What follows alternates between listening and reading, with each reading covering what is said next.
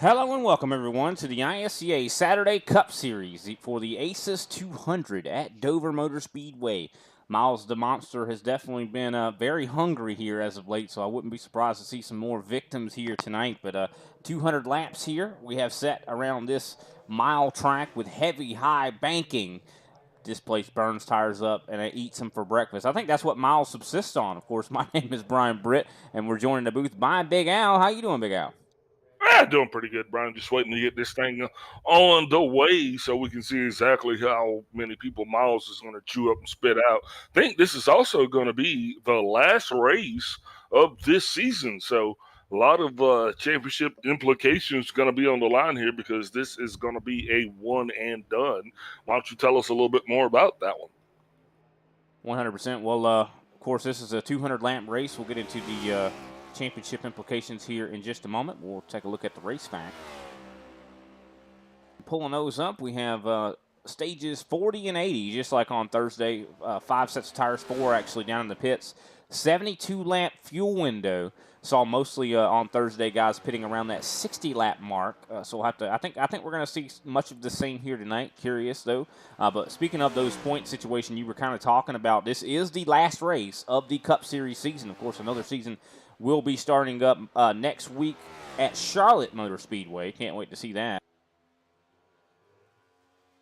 But picking up the standings here, Kenny Powell at the top of the board with a 23-point lead over Don Avery. Of course, Chris Severa sitting in third place with 25 points back from Kenny Powell. So, and from what I've heard, Big Al, that is it's a surmountable gap there. That Kenny could get caught and lose the championship here tonight. So it's going to be kind of interesting to see. But I think that Kenny has to have a bad night. Like he has to wreck out completely in order for that to be the case. And so he's going to be trying to survive. Of course, Jose Acosta, he's got 31 points there. He's 31 points back there in fourth place. Abner Acosta back here tonight. Used to be the points leader, but has fallen back now, 35 points behind. Kendall LeVron, of course, he is sixth place in the points. Ryan Strunk, seventh. Thomas O'Hara, eighth. Gary Adamson, ninth. And Frank Flores in 10th. Now, as you can see, qualifying is going on. Qualifying, very important, I'd say, Big Al, just considering how valuable track position seems to be at this place.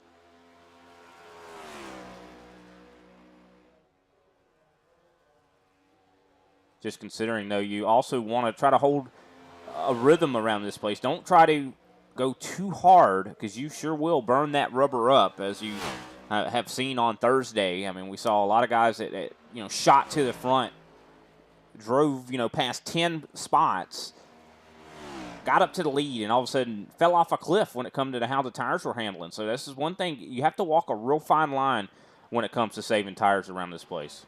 Well, just like everything else, Brian, it's all about being consistent. And, so many guys, they get out there with fresh rubber on a track like this and they just want to go as fast as they can. But unfortunately, if you go as fast as you can for 5 laps, it's definitely going to slow you down once you get up over 30. So we've been here long enough this week, you and I especially. I mean, we've been calling everything on this racetrack except for our grandmothers, I do believe. So here tonight, we're going to see who has actually learned the most. And I think that's going to be the key to being successful here this evening. Is the one driver that has took the most copious notes, figured out his strategy. It's going to come here tonight and just race the track and not the competition and try to be on top at the end of this thing.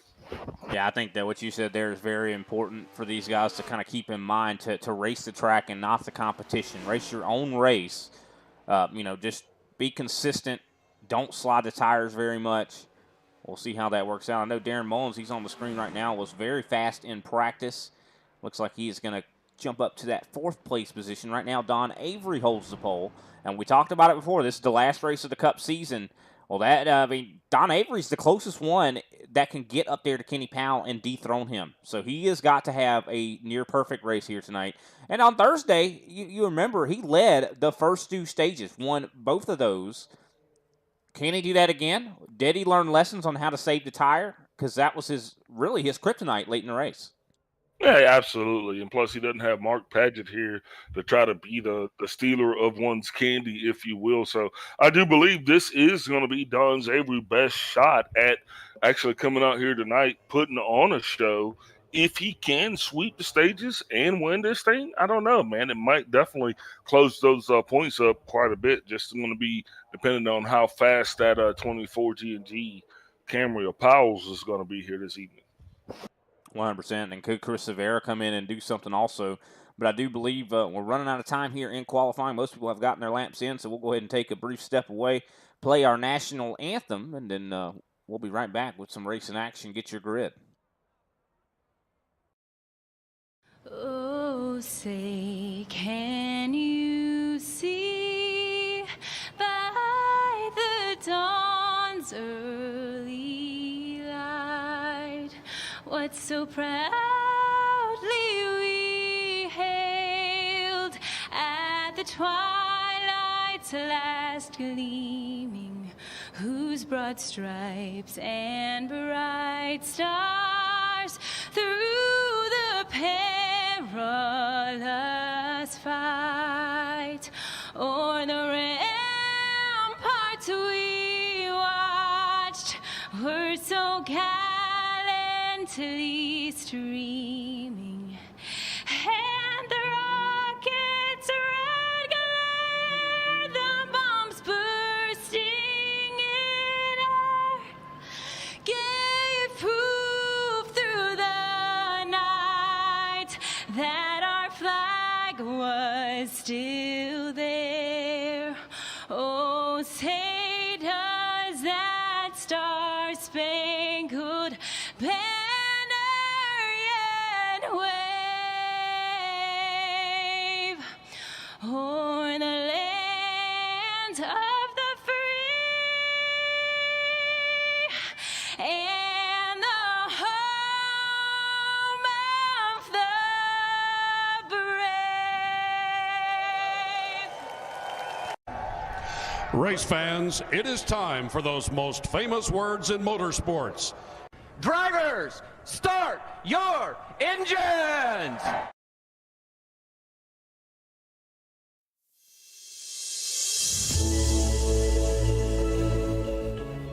Hey everybody, my name is Warren Maddox. I am the president of Ultimate Experience Outdoors. Our mission, we are dedicated to taking veterans, first responders, youth, and Gold Star family members on outdoor excursions across the country. Support for our mission has many forms, from camp cooks to the great storytellers, some buddies with the band, maybe you just want to build a campfire and sit around and listen. Nothing goes unnoticed. Camaraderie is reborn. The acceptance among the men and women that took an oath. Whether it was decades ago or recently renewed, but never forgotten. If you feel like you could help us, please visit our website, www.uxonation.org. There, you can register to hunt, sign up to sponsor an event, or even donate to us so we can continue to execute our mission. Oh my gosh, I'm so comfortable, bro. We get a hug. What have you done, Jim? We need your help to hold the line once again. At Farmers, we know a thing or two because we've seen a thing or two, like how nice it is to switch and save on your auto policy. But it's even nicer knowing that if this happens, or this happens, or this, or even this, we've seen and covered it. So call 1-800-FARMERS to switch your auto policy and you could save an average of $470. Get a quote today. We are farmers. Bum, bum, bum, bum, bum, bum. And we are back, ladies and gentlemen. Of course, we have the grid set for this evening's action. Don Avery going to be starting from the pole. And I do believe that is his second pole in a row, considering he got one on Thursday. Thomas O'Hara starting on the outside pole. Good qualifying effort for him. Josh Schaffner going to be starting in third place. Darren Mullins going to be starting in fourth. Fifth place going to be Kendall Levron. Sixth place, Kenny Powell. Seventh place, Randy Mullins. Chris Severa going to be starting in eighth. Ninth place, Greg Wachinski, and Abner Acosta rounds out our top 10.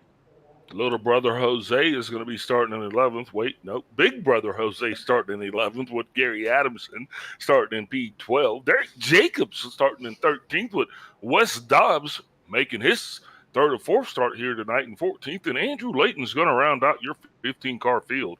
Track temperature tonight looks like it's sitting about 89 degrees. The ambient air temperature is going to be at 73. Winds out of the northwest at 9 miles an hour. Lights are off on the pace car. We are doubled up, getting ready to take this thing green, and I think it will stay clean for most of the race here tonight, Brian. What do you guys? Yeah, I mean, I think you're right. I think, I mean, considering Thursday went 100% green, essentially, I think we'll have the same thing here tonight as we see the pace car dip down pit road. Now going to be entering the Geico restart zone, and the green flag will fly for the first time here tonight in the Asus 200. And look, Avery did not really get that great of a launch, but he does slide up a little bit in order to get in front of Thomas O'Hara. Still side by side for second place. O'Hara gets the run up on the top side. Here comes Darren Mullins on the top, also getting a heck of a run. Yeah, Mullins is definitely going to keep it close as he comes into the 28 car. Kendall LeBron there. A little bit of contact early on. They got Kenny Powell right behind him. Think he's going to sneak by on the inside of the 64 as well. You see Kenny Powell now side by side. Kendall LeBron does manage to get clear of Darren Mullins, but Mullins looks like he is almost trapped up on the top right now as Don Avery still leads this thing. Oh, a little bit of contact there between Kenny Powell and Darren Mullins, and now it's side by side with Chris Severa. Severa rocking a different paint scheme here tonight, Big Al. Like what I'm seeing. Yeah, that black and gold, black and yellow, that's definitely going to throw us off a little bit. Not what we used to seeing, but I think we're going to see this the same old Severa on the inside as he is going to be doing everything he can to try to catch up here tonight, maybe put his name not only on the leaderboard, Brian, but in that conversation of about who is going to be this champion here this season. But Don Avery right now, he's making certain that the only name we're talking about in the lead is his. Yeah, I'll tell you one of the people that we're going to be talking about a whole lot tonight is Kenny Powell. Of course, he is the man on top of the board when it comes to the championship. We'll see Abner Acosta a little bit further back trying to get by Darren Mullins. Glad to see Abner back here. Of course, always is one of the fastest guys on the racetrack, and especially at a track that you have to save tires at. I think Abner is going to be another one that's going to slowly work his way up methodically to get up here and actually be in contention. Yeah, that's definitely going to probably throw a couple wrenches into the works for the 11 of Don Avery, because the one thing I don't think he wants to see is somebody that's going to come up and put a little bit of competition on him. But speaking of competition, looks like the 54 of Randy Mullins is on the racetrack here tonight. That's we see Darren here all the time, but Randy doesn't actually show up that much. So going to be keeping an eye on him, seeing how he's going to be doing this evening as he is bringing up the rear of the field. Nice left rear suspension camera here off of Josh Schaffner's machine. Look back and see all the guys that are in line. For the most part, the field pretty stacked up together here. I think a lot of these guys have it in mind. I need to save tire, and I think a lot of lessons were learned on Thursdays. And the people that weren't there on Thursday, I think they're at a little bit of a disadvantage considering, Dover, I think, always surprises you on how much the tires do wear. Well, it's a concrete track, and concrete tracks are just that. And they are surprising. They all offer their own unique set of challenges. And like I said earlier, it's going to be the driver that best figures out how to navigate this little concrete ocean, if you will. They call it the Monster Mile for a reason. Don Avery, though, now got a little bit of a lead, almost a half a second over P2, the 117 of Thomas O'Hara. It's good to see Josh Schaffner back up on the podium as well, as he had kind of taken a couple races off this season. And, Brian, I think had he been available, he would probably definitely be a little bit higher up on that points ladder. No, yeah, I agree. I agree totally. And, I think this is also kind of a redemption race for him also, because you remember, in the Thursday race, he almost was able to run down Mark Pageant, but he, of course, messed up on pit road. I wonder if he's going to mess up on pit road here tonight. That's something I'd be practicing if I had that issue and had another chance at it. Yeah, speaking of running down, looks like the 44 of Abner got around the 64 of Mullins. Got a little bit of, sporty there, but everything was okay. As Mullins has kind of been high and low, trying to figure out which way he's going to be able to navigate the fastest around this racetrack. But, man, look at this so far. We are keeping this thing nice and tight, as we are definitely a quarter of the way through the first stage. Lap 11 looks like it's going to be a little bit of a currently underway. 12 will be in the books once we start. Here comes the 24 of Kenny Powell underneath the 28 of Kendall Levron. Kenny Powell trying to work his way up into the 4th place position as Kendall Levron almost gets into the wall. One person I'm also looking at is that 5 of Greg Wachinski. Finished 3rd on Thursday. Would not be surprised to see him come up here and get a podium again. Yeah, absolutely. But I tell you, Avery's my favorite right here. But I'm keeping my eye on Abner Acosta because Abner started this thing in 10th. Right now, he's currently up to 7th. That's going to make him the 2nd biggest mover next to Powell, who was in P4 when he actually started in 6th. So I think if Abner can keep chipping away at it like he does, because, I mean, we've been watching him long enough to know that that's going to be the dude to watch us. Oh, Jose Acosta makes a little bit of contact with the 64 Mullins. About the same thing that his brother did. Actually able to pedal through, though, so no harm, no foul. Green flag racing continues. That it does. Now on lap 14 here of the show, and of course we still have quite a bit to go here in stage 1, but for the most part everybody's single filed out. We've seen some pockets here of some racing as the 42 comes back up to the 64. Now this is of course the battle for 9th place right now. And I'll tell you one thing I got to say, though, Big Al, Derek Jacobs is doing much better than he did on Thursday. Remember on Thursday, he was going almost going a lap down fairly quickly in these stages. He's still right there with those guys. Well, as long as he can stay in front of Gary Adamson, you know, that's what you want. You want the buffer. Nobody wants to get kind of left out. You know, kind of like you were when you were going through school, when all of the smart, fast kids were going over here. You kind of got left behind. Oh, yeah, I was the last one picked when we were playing dodgeball, that's for sure. Hey, if you can dodge a wrench, you can dodge a ball. I never saw the movie, but I do remember that line.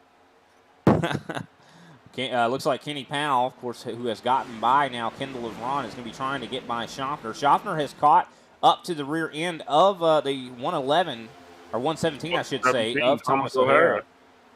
Yeah, he rides that Sousa short bus as well, so you know he has definitely got a little bit of something up his sleeve. Those guys have been pretty fast here all week long. So, you know, here comes Powell. He is rolling by his G&G teammate, Josh Schaffner. Don't know if that's by design or not, as Powell's definitely trying to clinch his championship. You know, it doesn't matter what championship it is, right? A championship's a championship. Chris Rivera now also going to be rolling by Schaffner, pulling Kendall Levron and Abner Acosta to boot. Yeah, we saw this before from Josh Schaffner. I mean, this actually helps him in the late run. But the thing about it is, this is just a short stage here, so he's going to probably not be able to get a whole lot of positions back here. But Abner Acosta definitely driving through. Oh, Kendall, he loses it. And he is definitely going to make serious contact with an inside wall, unfortunately for him, as he dives that thing down into the grass. Caution will not come out. He is going to elect to take the toe. Way to go, Kendall. That speaks volumes about himself, because he could have just brought out the caution. But, you know, let's watch and see what actually occurred there with the 28.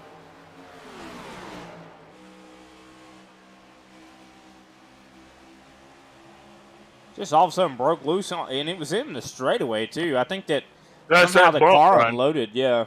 Coming off of turn 3, you hit that bump the wrong way, especially if your mouth is open. You know, you got to have your mouth almost closed and your teeth just right, and you'll be okay for the rest of the night. But, man, unfortunate for him, but thankfully we were actually able to keep this thing clean and green. Don Avery continues to dominate here as he has led so far the 21 laps of this thing. Thomas O'Hara snug as a bug there in P2. Darren Muller's going to be sliding up the racetrack just a little bit. That's going to allow the 72 of Wes Dobbs to get by. Andrew Layton's going to be pecking at the rear, also be trying to get himself up here a little bit higher on the rung. Actually, he's trying to get into the top 10. And remember, only the top 10 points paying positions will matter. Here comes Gary Adamson looking really good right now. Still having a lot of speed. Looks like he's been saving tire. Yeah, Gary Adamson going to go ahead and steal that piece of cheese off the cracker. Sliding himself up. You saw Andrew Layton get by Mullins, and Gary Adamson just took pure advantage of it and drove right by both of them. So a 2-for-1 special here tonight for Adamson. Yeah, absolutely. And we are just over halfway through this stage right here. The 54 is definitely going to find himself having to deal with the leader sooner than later, as they will be eventually coming up into his rear view on that straightaway. And he is going to be doing everything he can to try to catch the 27 of Derek Jacobs. Derek Jacobs is slowly starting to fall back. I think he's starting to have those same woes that he had there on Thursday. But you know what, though? The guy keeps showing up week in, week out. He's here turning laps, and I'm telling you, it's just going to be a matter of time before we're talking about him up in that top three here. Just give it a moment of time, ladies and gentlemen. I'm telling you, he is one to watch. Yeah, you also see Chris Rivera, who has worked his way now up into that third-place position in that new paint scheme. He is running some really good laps right now. I do believe was one of the fastest on the track. Only one faster from what I am seeing is Abner Acosta. And that's pretty normal. I mean, Chris Rivera, of course, missing a race last week has caused him to not really be as much in championship position. He needs Kenny Powell to have a bad day. He also needs Don Avery to have a bad day. Yeah, but I don't know if Avery's going to have a bad day. I mean, he's got the laps in. He's just got to hope that he can kind of continue running the way he is, and hopefully the 117, the Thomas O'Hara, will keep Chris Rivera at bay. Yeah, very impressed with what Thomas O'Hara has managed to do here so far tonight. As Don Avery, I do believe, just touched the wall, goes down the racetrack. That's going to put him under fire from his teammate here, Thomas O'Hara and Chris Rivera. So the top three all right up on top of each other now. Abner Acosta is also closed in onto the rear end of Kenny Powell. And things are about to get a little saucy up here in the front. Things are going to get a little bit more spicy than saucy, because that's exactly what's going to. I'm spicy, if you remember that old Wendy's commercial. I really don't. It's all good, man. I know you're old fart, so that's probably one of them old ones, right? Back in the 70s or something. Yeah, actually, no. Anyway. Severa, though, definitely going to be trying to get around the 117 of Thomas O'Hara. O'Hara is definitely doing what he's got to do, because at this point he doesn't want to see Severa get by him. He wants to reel in the 11 of Avery, and hopefully they both can kind of slip by. Yeah, definitely battling is happening up here for the top three. Also battling going on 4th, 5th, and 6th. Josh Shovner, who let a lot of guys go, is now back up into position, closing in on the back end of Kenny Powell. And he is running some really good laps. I do believe actually Josh Shovner last time by one of the fastest men on the racetrack. And here we go. Thomas O'Hara to the inside, trying to take the lead. Chris Severa is going to be doing about the same. O'Hara on the inside. Severa going to be coming down on the inside as well. Don Avery going to let them both go by uncontested, as we do have 9 laps to go in this stage. Just a matter of time before Chris Severa is probably going to be trying to get around the 117 of Thomas O'Hara as well. Yeah, here comes Chris Rivera to the inside, so Thomas O'Hara not going to be able to lead very many laps, but he's going to get some extra points, I do believe, for that. And there goes Chris Rivera, new leader. So 3 different leaders so far here tonight. Yeah, but, if you look at what's going on, here comes Abner Acosta, as he is all the way up to P4 now. Just going to be a matter of time before he reels in Don Avery, and it's going to start to try to get his name on the podium. Chris Severa needs to close at this stage, because he's further down the pecking order there for those stage points in the running for the championship. So if he can come out here and play spoiler, I think that's going to be his best shot, just to make it all interesting, right? Well, I definitely think that Abner's going to make it interesting. He's right now 1.7 seconds back from the leaders here, and he's running just a little bit faster than the 2nd and 3rd place position. He was not faster, though, than Chris Severa. Severa seems like he has definitely done a really good job of saving his tires here. Josh Shovner has also gotten by Kenny Powell, and you can see him in the rearview mirror of Abner Acosta. He is coming.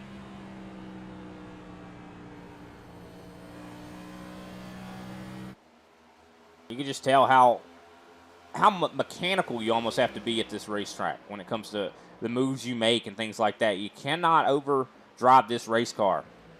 No, well, you can, but it's definitely going to be to your own detriment. The key thing here, man, is just trying to keep that car somewhere fair to middling, if you will. You just want it to be handling smooth and fast for the majority of the run. Nobody cares if you're fast up front. You got to be able to close at the end, and I think that's going to be the key here. Speaking of closing, Powell all the way back down to P6. That's actually where he started. Chris Severa being our biggest mover in the stages. He actually started up in 8th place, and now he is our leader. We see a little bit of a battle starting to come to fruition back here for 8th place. Gary Adamson pressuring Greg Wachinski right now. Why, indeed he is. You love to see it. Definitely a great drive so far from this 36 tonight. 5 laps to go, though, in the stage, soon to be 4. Yeah, Greg Wachinski, another driver sporting a completely different paint scheme. That'll throw you off right there. He went from being a rainbow warrior to one of those Pittsburgh kind of looking dudes there. You know, you go to black and yellow from the DuPont scheme, that just will definitely get your attention. Yeah, definitely. That's one of the schemes he used to have before. Definitely glad to see him, rocking a different scheme, trying to change it up for everybody here. Yeah, and that 54 car, I'm going to tell you, Randy Mullins, he didn't get any, I didn't see him in practice. I don't know if you did or not, but by God, he is going to catch up to Derek Jacobs. Both of these two guys are going to keep themselves on the lead lap. And if Mullins can actually come in here, or Randy can come in here and run that thing strong, we'll just have to see. His best lap still the slowest on the track, but, we're just going to have to see how it works out. And there goes Gary Adamson to the inside of Greg Wachinski. He takes over that 8th place position now. And not too far back behind them is Wes Dobbs, who is rounding out our top 10 here. Did I say Randy Mullins had the slowest lap of the race? I think you did, yeah. Well, by God, let me stand corrected. Ladies and gentlemen, he is the only driver on the track to have a sub-23 lap. His best lap time, 22.887. Nobody else is even in the 22. So, by God, I think we got ourselves a race car driver there. Yeah, definitely a very fast lap for sure. But, as everyone knows, that's not what Dover takes. You need to be consistent. As we see the 117 goes up the racetrack here. Don Avery trying to take that spot back. But I do believe Chris Severa just won himself a stage. We just got to wait for the 10th place car, Wes Dobbs, to cross the line. And the caution will be coming out. Here comes Don Avery, though, to the inside. They're racing until the yellow. Ooh, I think they're going to be 3 wide. Very much looks like it. Caution still not out yet. And you race, it's just like football. You play to the whistle, you race to the flag. And that flag now comes out. Chris Severa, ladies and gentlemen, going to be your stage 1 winner. Don Avery, P2. Abner Acosta all the way up to P3. Thomas O'Hara, P4. Josh Schaffner coming home in P5. Kenny Powell, 6. Jose Acosta in 7th. Gary Adamson in P8. Greg Wachinski, P9, and Wes Dobbs rounds out those top 10 points pin positions with stage 1 in the books in the pace car on the track. Why don't we step away, get a brief word from our sponsors, and we'll be right back.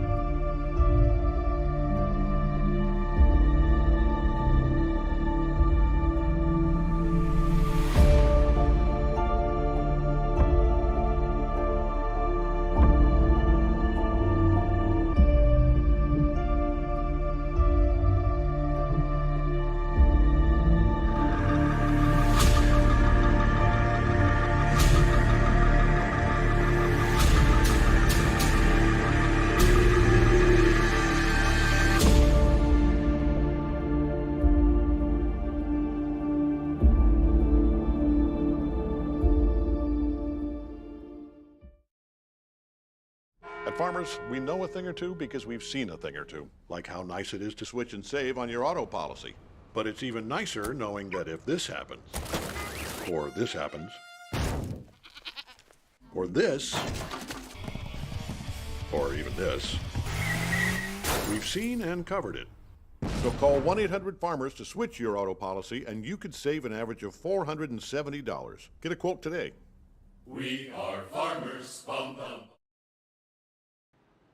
All righty, we are back, ladies and gentlemen, and congratulations to Chris Severa on the Stage 1 win. But we talked to him enough. I figured we'd give somebody that's been doing really well out there on the racetrack a chance. The 117 of Thomas O'Hara. Thomas, how's the race going, man? You look fast. It's been going pretty good. I think burned up my tires a little bit chasing Don for that first segment, and he burned his up, I think, just having the lead. But yeah, we're doing all right. Yeah, now it seemed like there towards the end, the caution took a little bit of time to come out, and Don was able to actually mount a kind of a charge on you. Were you expecting that? Yeah, he adjusted his line during that segment and found a little bit of speed again. Yeah, definitely seemed like it for sure, man. So did y'all make any adjustments on the race car, possibly? Yeah, I took a half a pound out of the left rear. I think I snugged up my exit too much, and this might help free it up just a bit. All right. Well, we definitely, hopefully, we get to talk to you a little bit later. I mean, you look like you got a podium race car out there right now. We'll have to hopefully see if you can get it done. Who can we give a shout out to before we let you get back to it? Stent Analyzer, Sousa Media, Boundary Brave Brewing, and beautiful Bellevue, Washington, or Bellingham, Washington. And I'll tell you, that's a tongue twister. Yeah. All right, we'll let you get back to it. Good luck to you, buddy. Thanks. All righty, you see the pace car has dipped down pit road, getting him out here just in time, and there it is. The green flag is out. Wow, and time runs short. Here we go. Kenny Powell not wasting any time, and he has got his nose all the way up into the keister to 117, making it about on the inside of Don Avery. Avery not going to be able to hold him off. I think Powell's got different things on his mind. Yeah, it definitely seems that way as they do single file out there for the most part. Some side-by-side battling going on a little bit further back as Gary Adamson and Greg Wachinski are dueling once again. Oh, yeah, indeed. And there goes, look, Wes Dobbs up on the top here as Gary Adamson does make the pass. Josh Schaffner all the way back now in 7th place. Quite the drop there for him as they are side-by-side. Wachinski goes up the track a little bit, almost gets into Wes Dobbs. Of course, this is for that 9th place position. You also see Darren Mullins back there battling with Andrew Layton. Yeah, looks like Wachinski's going to get the inside move on Dobbs. Now he's going to try to pull alongside the 36 of Wachinski. Will he be able to stand fast? I think he is going to have the drive that he needs to get in. Now he's got his sights set on the 5-0. Corn man Josh Schaffner back running full time here with the ISCA. He had to take some time off for work, man. But we got to appreciate what those farmers are doing for the harvest as he right now currently running in 7th place. Schaffner started this thing all the way up in 3rd place. And we have a battle for the lead. Kenny Powell has just taken the leader. He makes our 4th different leader here tonight. Good to see Powell up front. Hopefully he has got his tie tied just right, not too tight, and he'll be able to stay up front for a little bit longer tonight. And look at this also. You got Jose Acosta has now gotten himself up into the top 5 with some excellent pit stops there. He was actually one of the fastest on pit road. He's right there behind his brother. Yeah, he is right there behind little brother Abner. And I'm going to tell you what, probably with those two hooked up, man, if they are running the same setup and generally the same lines, I don't know. They might be able to actually try to tandem that thing up front, man.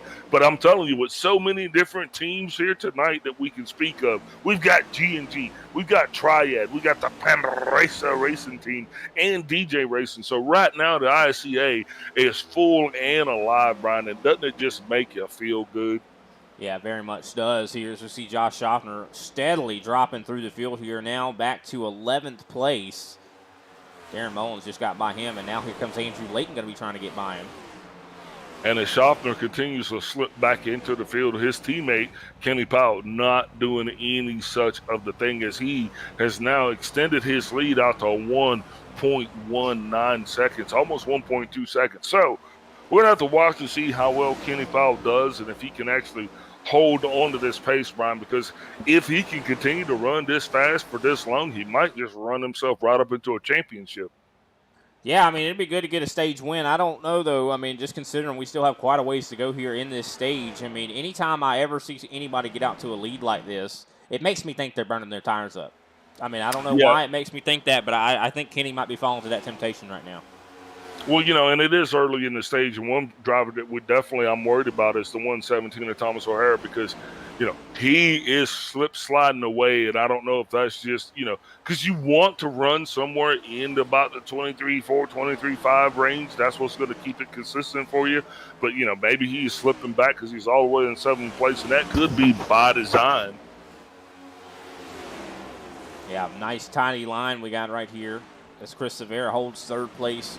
Ivan Acosta sitting right now in fourth. Jose right there. Also, Greg Wychinski has surged ahead. He's got by Thomas O'Hara. You just mentioned about Thomas O'Hara. I think he's maybe making an effort to save the tire because you remember in the interview he just kind of said that his tires started hurting a little bit later in the race. Or could that half a pound that he messed around with, could that have adjusted his car and maybe not handling as well now either? No, I think he's onto something, and he did kind of spell it out. He said that Avery burned his tires up by leading. He burned his tires up by chasing Avery. So this time around, everybody, and we've seen this happen. Look at Severa now. He's high. He's letting both the Acostas go down low around him. Oh, well, he let Abner go, shut off Jose. But I think, this is just early. You got to watch the strategy. We won't really be able to tell, though, Brian, until we get into that third and final stage. Yeah, 100%. That's going to be the whole picture there because we saw, Pageant was the best on the longer run pretty much there. So, I mean, on Thursday, of course. But I'm curious who's going to be the one to shine then. I mean, that's when you're going 60 laps, your tires are going to be barking hard at you if you have to burn them up later in this race. So, I don't know. It's kind of a temptation you fall into in these stages to run it hard and figure out what the limits of the car is. But it's so hard to break out of that I'd say, muscle memory that you gain from those first two stages driving like that, Absolutely. Not going to argue with you. You're the boss. Oh, my word. Abner Acosta, though, has worked his way up into third place. Don Avery's got quite a little bit of a lead on him. I do believe getting closer and closer, though, as Abner starts to catch up here. Chris Severa was able to keep Jose Acosta behind him, but Greg Wychinski, he is definitely incoming right now. I think he's definitely got the pace here to catch up possibly to Jose. So what do you make of Powell?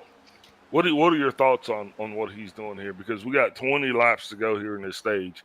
He's got a 2.2 second lead. I mean, talk to people through this. What's really going on here? Well, I mean, right now Powell's still running the fastest laps on the racetrack, so I don't know if his tires are burning up or maybe he's just taking advantage of the clean air he's in. I think he's burning them up though. Yeah.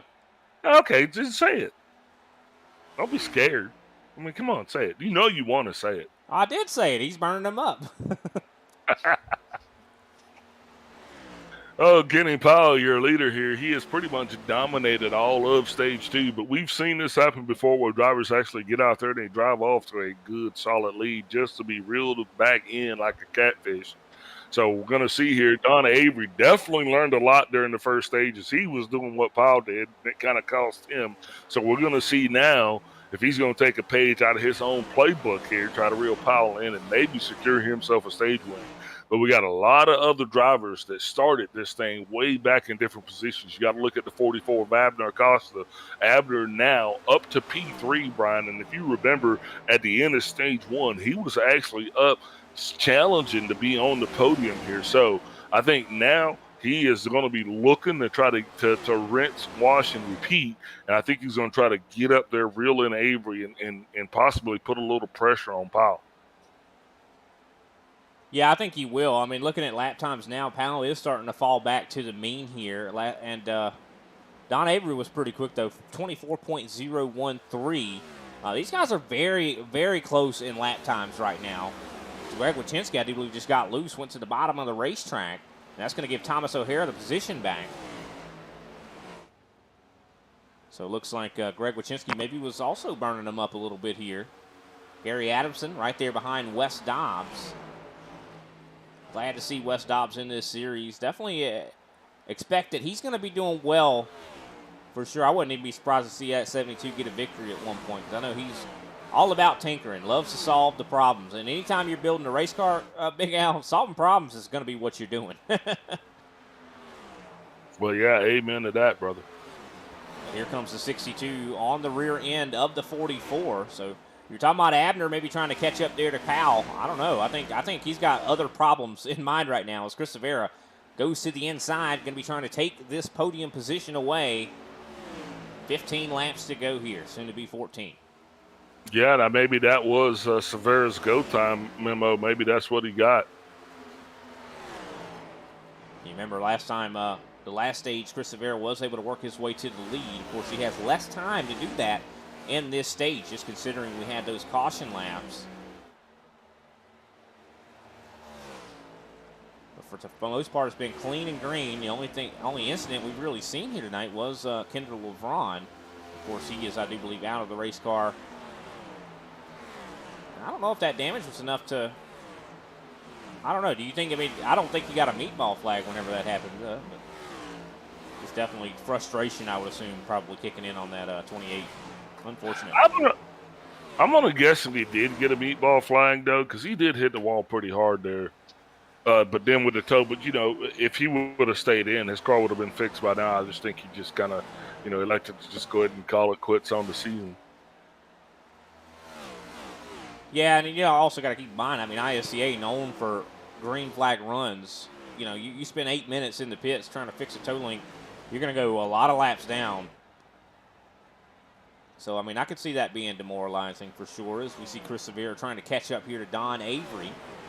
Now going to be 10 laps to go when we cross the line next time by.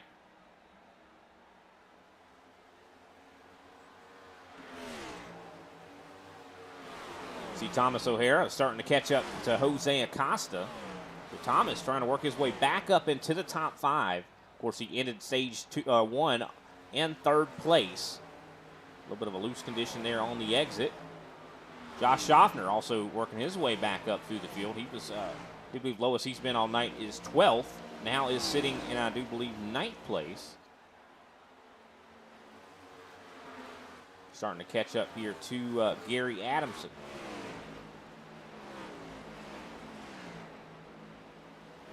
Powell still doing a good job of conserving his lead here.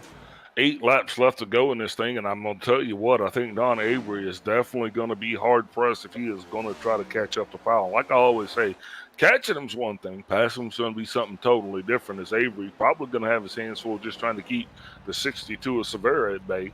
As Chris Severa definitely breathed in the exhaust fumes of the 11. Yeah, he definitely is. He's right there on the rear end right now, trying to build a run here. But Kenny Powell, looking at last time by, he was about 2/10 slower than these guys. I think he's running out of tire right now, but I think he's good, though. Still, 1.3, 1.4 second lead he has. If he could just maintain that, I think he's going to be able to win this stage, and that could be some really important points to go towards, like you mentioned earlier, kind of solidifying the championship. Yeah, and I think that is what he was thinking about when he came into this stage. I think in his mind he knew that if he could just get a big enough lead in this thing, that he could just kind of coast it through and get a stage win, he would actually solidify that championship. And that's exactly what's going to happen. No matter how you do the math, with a stage win, I do believe mathematically it's probably going to be impossible for Don Avery to actually catch or pass Kenny Powell. Yeah, I think you're right. We'll have to wait and see, though. I mean, of course, I'm sure we'll have the math done as soon as the race is over. Kenny Powell's pretty good at doing all that math. I'd reckon. Chris Severa still trying to find a way to get by Avery, but you mentioned it. It's one thing to catch, it's another thing completely to pass, and I think Don Avery is going to hold his ground. 5 laps to go now. You just gotta try to hold on. I wouldn't want to have Chris Severa in my rearview mirror, though, because that is a scary individual right there when he's in a race car.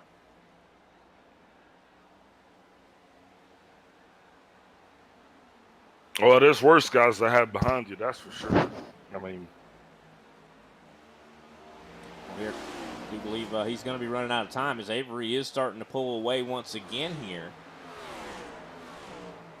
Kenny Powell, about a 1/2 tenth slower than these guys, but he still has almost a second right now.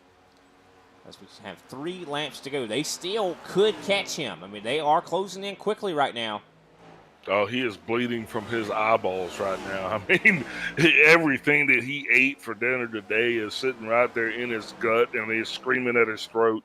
I mean, this dude is feeling about as many emotions as you can imagine as he has got the 11 of Avery and the 62 of Severa slowly starting to try to reel him in. Now, Powell did run this thing super fast and sporty at the beginning, but now you can truly believe he is at the end of his tire life, man, and it's all he can do is just to try to hold on.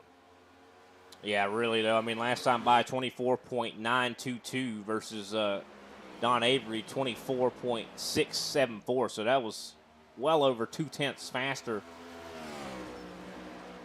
But now I do believe it is 2 laps to go here. Oh, actually, no, 1 lap to go here in the stage. So can Kenny Powell hold on? Can he do it? The end of this stage ain't going to come soon enough for him. I guarantee you that. Yeah, I think he's got it, though. I don't know. He's got 1 more lap. Or actually, no, he's got to wait for the 10th place driver. And we saw Don Avery before take a position before the caution came out on stage 1. I think Powell's good because it looks like the 64 will be crossing the line right about now. And that's going to put stage 2 in the books. Caution still. There it is. That's right. Kenny Powell going to be your stage 2 winner. Don Avery in 2nd place. 3rd place, Chris Severa. 4th place, Abner Acosta. 5th place, Jose Acosta. 6th place, Thomas O'Hara. 7th place, Josh Schaffner. 8th place, Gary Adamson. 9th place, Greg Wachinski. 10th place, Darren Mullins. And 11th, that is your top 10 points paying position. So with that, I think Kenny Powell might have just sewn it up. We'll have to wait and see. We'll have to see who we're going to talk to. We'll be right back with some little bit of attention paid to our sponsors. At Farmers, we know a thing or two because we've seen a thing or two, like how nice it is to switch and save on your auto policy. But it's even nicer knowing that if this happens, or this happens, or this, or even this, we've seen and covered it. So call 1-800-FARMERS to switch your auto policy, and you could save an average of $470. Get a quote today. We are farmers. Bum, bum, bum, bum, bum, bum.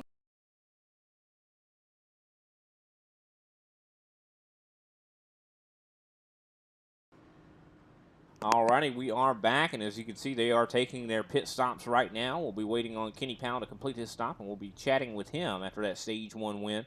But let's see who wins the race off of pit road. Of course, the pit stalls are very important here, Big Al, I'd say. You know, could Don Avery win the race off pit road? Let's see here. Kenny Powell, I do believe he's got it. Chris Severa coming out in 3rd place. Well, let's go ahead and have a chat with old Kenny Powell. Big Al, standing by. Kenny Powell, Big Al up in the booth. You got me? I got you. Well, Kenny, you came out here in stage 2, and I think I know what was on your mind, but why don't you tell us? Were you just thinking if you came out there and just dominated stage 2, got the stage 2 win, that you would solidify the championship? No. I mean, I know what I need to do to solidify the championship, and I'm above that level right now. I just wanted to see.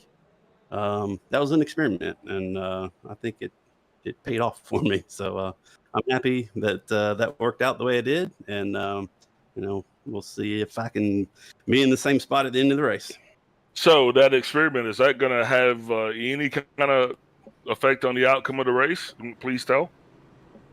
I mean, I hope I do as well. I know Don's strong. I know Chris is strong. Josh always saves tires, really good. So it'll still be a race. I'm not going to call my shot here, but I love my car. It's good. Yeah, you definitely did unload a rocket ship, bud, and it's a pleasure to sit here and watch you. Hopefully be able to bring that thing home somewhere in the top 3 and maybe solidify that championship. But we're going to get a definite championship shout-out from you. But mid-race, who we shouting out? You guys in the booth, everybody in the ISCA, my race team G&G, and TWRS. Great shots this week. All right, Kenny, get it done, man, and we look forward to talking to you later. Thanks, sir. Alrighty, that was Kenny Powell, our stage 2 winner. Let's see what this looks like here. Space car dips down pit road. Kenny, of course, going to be the control car here as he enters the Geico restart zone. And it looks like Avery is going to be trying to get a good start right with him. But, oh, no, Powell left him dusted. Severa, though, definitely getting the inside scoop on the start. Yeah, definitely a great start for Chris Severa. Was able to kind of slide right in front of Don Avery. A lot of guys still battling it out a little bit further back in the pack.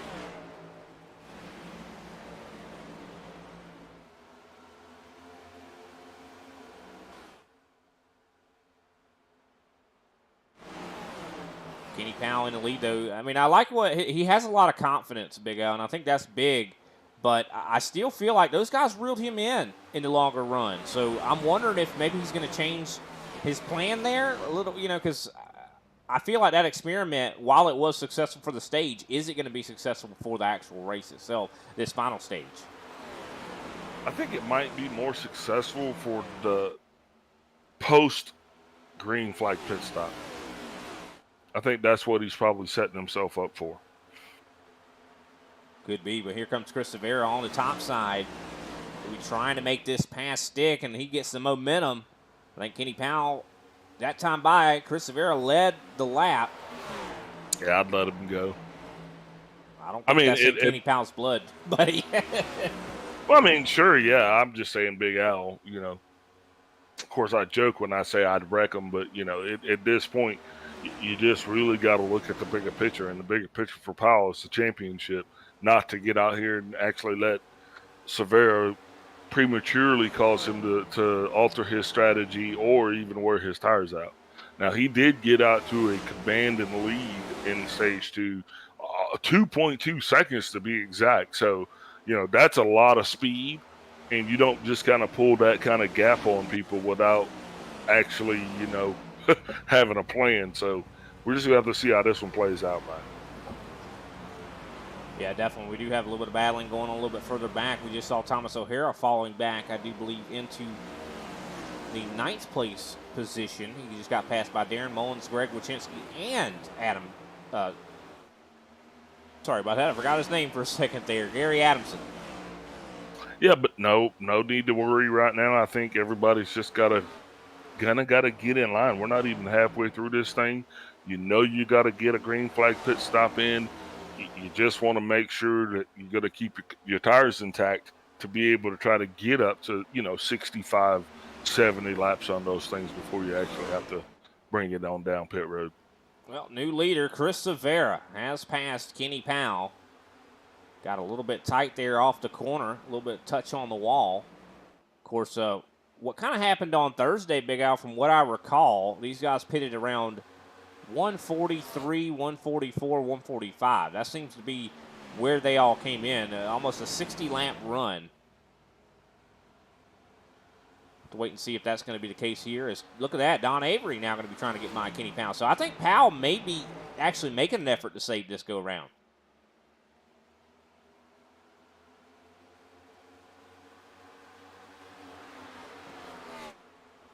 Yeah, Avery definitely going to get on around Powell. A lot of close fighting right here. I do believe in fourth on back. You got Abner. He's got his brother Jose right there behind him, and Jose almost bump drafting him through the straightaway here. Greg Wachinski right there also. Such a tricky track, and now that we're in this final stage, we can kind of talk about pit road a lot more, because I mean that was kind of the big, I'd say, problem on Thursday.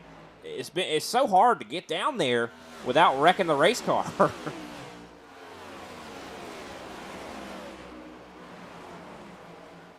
Abner Costa, though, is starting to catch up here to Kenny Powell. So Powell going to be under fire. I don't know. Like I said, I think Kenny Powell, maybe this is all according to plan. Like you said, that was an experiment in that stage. I think this might be another experiment. Try to save the tire as Kenny Powell now goes back to the inside on Don Avery. He shoots up into second place. Now back up to the rear of Chris Severa. Severa loose.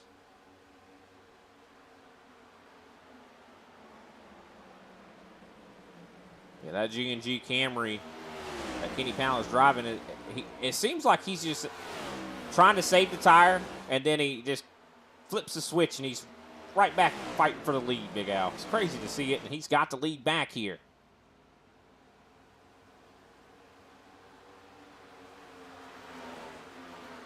Here comes Darren Mullins. He's going to get around, I do believe, Greg Wachinski.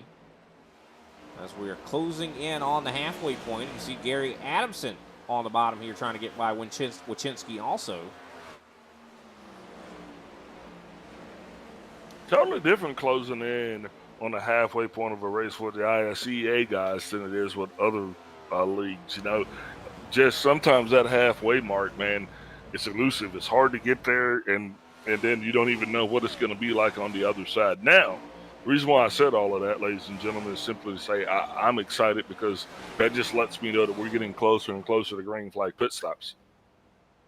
Yeah, for sure. I mean, definitely going to be starting to think about that for these guys. As we look at it, he's got 17 laps into this run now. Josh Shuffner is going to be thinking about it the most. And the reason why I say that, because Thursday, he was the guy who was trying to get that beast slowed down on the pit road entrance and actually lost control. And that actually totally altered the outcome of the event for him. Kenny Powell, though, back in the lead now, and he is definitely going to be trying to do what he did earlier in stage 2. I think whatever his little experiment was is going to work out for him. Yeah, definitely. As we see Don Avery starting to even close in on Chris Severa. Last time by was a 10th faster than him. So Don Avery right now, I do believe, is actually the fastest, one of the fastest on track. Jose Acosta actually was. Then last time he was not the fastest. So definitely a lot of guys, I think, turning a fast lap and then a slower lap, a fast lap and then a slower lap. Maybe in an effort to keep the tires cool. Yeah, I mean, a lot of racing left to go in this thing. And, you know, track temp sitting there at 94 degrees. We've seen it a lot harder than that, though. I mean, if you know what I mean. Oh, yeah, I definitely know what you mean. I mean, I know kind of another race that we did last night really doesn't have anything to do with the ISCA, but we saw 112 degrees. I mean, that's insane. But still, 90, you said 96, is that what it was? Now? 94 degrees right now with the winds out of the west at 6. Yeah, that's definitely different. I mean, that little bit of degree change. I think we started the session out with 86 degrees. That's a big change. I mean, and that can really alter the way the car is handling. Yeah, especially once you got, you know, your air pressure set up, because the track temperature is going to affect the air pressure. It is what it is, because that's the one part of the car that's touching the track, right? But so you got to. You hope so. You hope the tires are the only thing touching the track. That's a good point. I never thought about it like that. Could be a roof rider. Yeah, that's good. Yeah. I mean, well, even just scraping on the track. I know a lot of times with these cars, how they're so low, you definitely can easily scrape the track, especially at a track like this. I mean, this is quite a bumpy racetrack.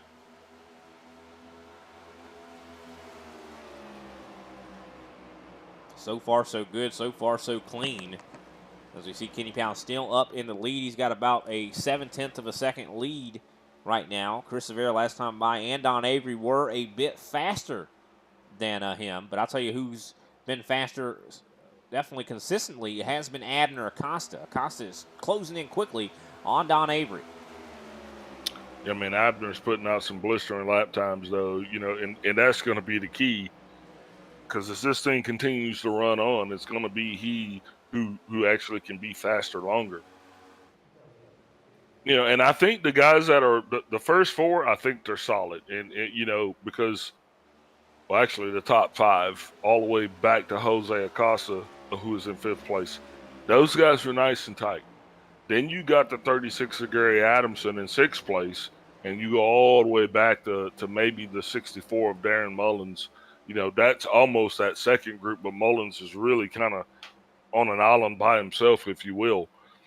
Anybody past that, though, I think they're going to be struggling, because as we get closer and closer to putting this thing officially in the books, you don't want to have such a big gap between yourself and the leader that you're not going to be able to actually affect a comeback, if you will. Yeah. definitely see as the tires are starting to wear, these guys have to slow down so much more through these corners. I know when you had new tires, you sometimes could see, 160 through the corner, but these guys are definitely slowing down substantially just to try to save the tire here. As you see, Severa has started really closing in on Kenny Powell, only 3/10 behind. You also see in his rearview mirror, Don Avery all over it. Yeah, because I think Powell is slowing down a little bit more than these guys, whether it be by, intent or by proxy, but it's the truth. So definitely going to have to watch and see what happens with that. Yeah, 100%. Severa, you can see he definitely gets a lot more time in on entry. But Kenny, on Thursday was doing this a lot to where he would kind of go up the track a little bit and diamond it back down in. So, I don't know. It looks like he's staying a little bit lower than he did on Thursday. So, I think Kenny's learning some new tricks here. We'll have to wait and see if it's going to help, though, because now Chris Severa 2/10 behind. You can almost taste the rear bumper of that race car. Yeah, absolutely. And Severa is definitely going to be trying to reel Powell in. And the only thing that I could say about that is, the 11 of Avery is definitely going to be wanting to spoil any kind of party these two are even trying to plan. Well, yeah, and Don Avery wants to put himself in a position that if Chris Severa does pass Kenny Powell, that he's able to get right there with him. If the door's open, try to go through it before Kenny can slut it. I can't talk. Shut it. But look at Abner Acosta. The top four are all right here on top of each other now. And we saw this before with Jose Acosta. He's starting to fall off. You could tell that he's not doing as well in this little bit of a longer run as Chris Severa goes back to the inside, going to take the lead back here. Don Avery trying to get underneath. Yeah, but Powell's definitely intent to fight. His intent was not to lay over right there. Definitely acted more like the staunch Republican that he is. Oh, Lord. Here comes Don Avery to the inside here. Going to be trying to take that second place position. There he goes. And he looks like he is now side by side. Of course, Kenny Powell going to get a good run up on the top. But, of course, we've seen it before. It burns the tires up going up there. Yeah, but Powell's doing everything that he can, though, to try to keep the pass from happening. And just to try to keep these guys somewhat, in his sights, if you will, because here comes the 44 of Jose Acosta. Sorry, the 42 of Jose Acosta. And he is caught up to Powell as well now. Yeah, Jose caught up quite quickly there. I know he had a little bit of a gap between him and his brother, but it looks like he has managed to get by Powell also. So Powell goes all the way from the lead back into 5th place. That was just a byproduct of these guys actually racing each other, I think. And the Jose, all he had to do was just kind of keep them in his sights and just kind of treat it like a bowling ball. Tell you, someone who's moving quite quickly is Josh Schaffner. He is now up into 7th position, and he is turning some of the fastest laps on the track. I do believe he actually does have the fastest lap last time by. And this is exactly what you expect. Josh is going to come up here, and he's going to tussle with these guys, I think. Do you know him? He's always in the long run. He just comes out of nowhere. That's what he did on Thursday. We talked to people after the race, Big Al, and every driver, when we talked about Schaffner, they said, where did he come from, right? Oh, he's always been that guy, man. He is definitely back there saving every aspect and every chance he can get. The 64, though, Darren Mullins down on pit road, not sure what that's about, but we did see that happen earlier. I do believe he did Thursday, the same. I think he did the same thing. Thursday, yeah. Yeah, he's actually going to 2-pit the stage. I don't know. I feel like he should have learned a lesson when he did that on Thursday, but apparently not. It doesn't cost him anything. Cost you 2 laps. That's true.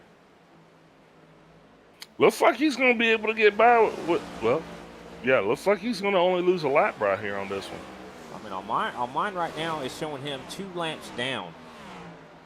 It's showing him 2 laps down on mine also. So, of course, he will have newer tires right now. We'll be able to make up a lot of that time, but it's not enough. We've never seen that work, to try to do that. The lap fall off is substantial, but it's not enough that you can regain the 45-plus seconds you spend going from one end of pit road to your box and to get off, Yeah, I got you. That's a lot of time. But Chris Severa right now, speaking of a lot of time, has about 7/10 on Don Avery. I'm wondering if he's burning his equipment up. I don't know. I mean, Chris is one of those guys where you never know if he's burning his stuff up or not. Like, sometimes he's just fast and still saving somehow. You know what I mean?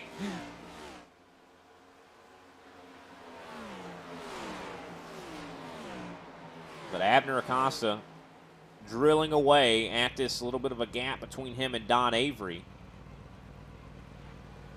Definitely Pandoretta Racing looking very great here tonight. I'll tell you that. They are looking good.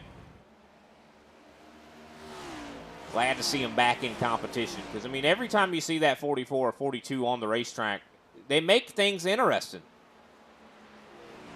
They're always making some crazy move, and a lot of times it works out for them.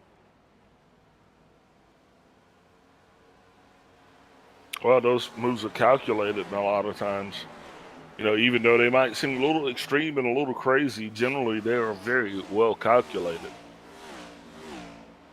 Yeah, definitely. Man, Greg Wachinski rolling around in the back tonight. He is actually all the way back in 9th place, tucked in behind Gary Adamson there. Yeah, and also he started this race. I'm sorry, he actually finished 3rd in Thursday night's race. So this is kind of surprising. But then again, I mean, late in the race, Greg just somehow managed to be in 3rd. Like, he was another one that we were like, where did Greg Wachinski come from? Yeah, I mean, he's still in the top 10 here tonight. Lap times, though, are not great for him right now. But just to note, man, we are at, where are we at, Dover? And this track kills Bristol. This is cars. Bristol. Well, Dover kills cars. So we usually see a very high attrition rate, but I mean, so I think that's another thing that you got to take into consideration. I mean, we started this thing with 15 cars. We still got 14 that are in the race, and out of the 14, 13 are on the lead lap.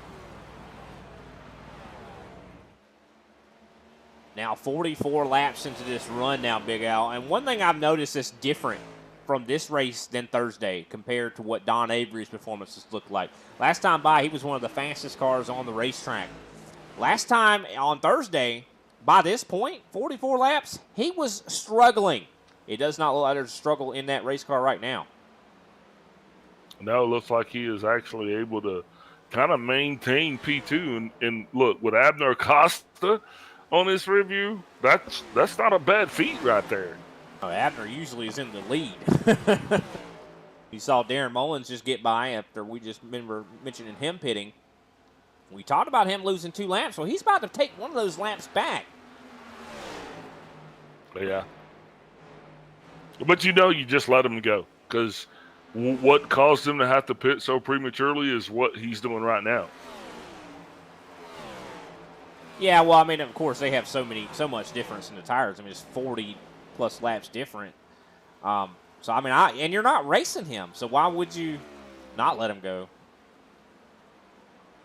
Oh, yeah, absolutely. I mean, and like you said, he did this same thing on Thursday. It did not work out for him. I think he still finished some 2 laps down. So, I mean, maybe he'll have a better finish tonight, but, I mean, good on him. Maybe he went back to the drawing board and kind of just tweaked his model a little bit, you know. That's why we call them strategies. That's right. Here comes Thomas O'Hara, though, is caught up to the back of Kenny Powell. Thomas O'Hara trying to fight to get back up into the top 10, or top 5, I should say. Highest he has been tonight, I do believe, has been 2nd place.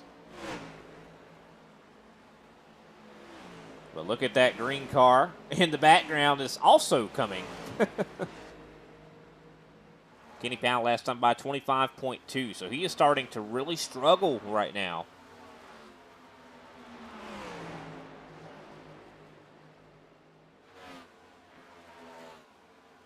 Yeah, Powell dropping all the way back to 5th place. He's one of the only drivers that are in the. He actually is the only driver in the top 5 that's still hitting 25-second laps here. Everybody else is still sub 24 or sub 25, I should say. I'm wondering what's going on. I mean, I didn't feel like Kenny was really burning them up too much, but then again, I mean, I don't know. I think Kenny's that kind of guy to where he just cannot not get away from that temptation to drive that car. I mean, he's going to be trying to get everything he can out of that thing, and sometimes that comes to his detriment. Yeah, the only thing about it though, Brian, is where he's sitting right now, man. He has let such a lead develop between he and first place right now. I'm just kind of wondering, what's really going on, because it's going to become a time. It's not there yet. We're 67 laps to go in this thing. What's going on? Which means that should the caution come out now, these guys would actually all be sprinting to the end of this thing. Schaffner got real low there. Not sure what that was about. Yeah, it looks like Josh Schaffner actually got around Thomas O'Hara. Looks like O'Hara, he was just right behind Kenny Powell, so I feel like maybe O'Hara lost it. Maybe evasive actions there for Josh Schaffner. Yeah. That's what I was. Okay, so it was O'Hara who actually lost it a little bit coming around the turn, which allowed Schaffner to actually gain a position. Yeah, can we ride back and see what actually took place with the 117?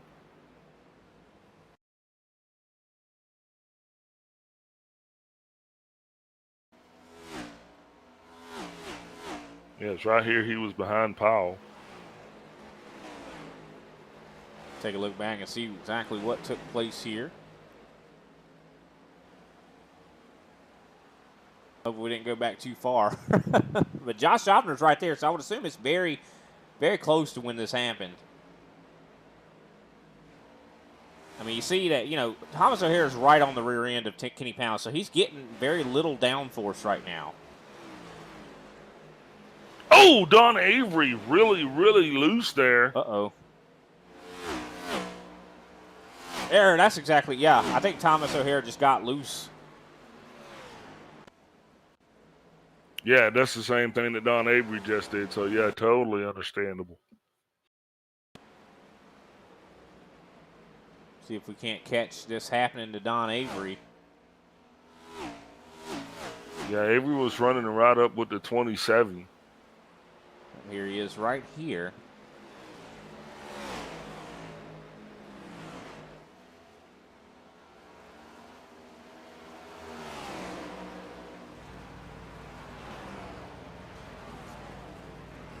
I don't know. I think we might have. Oh, it's coming up right here.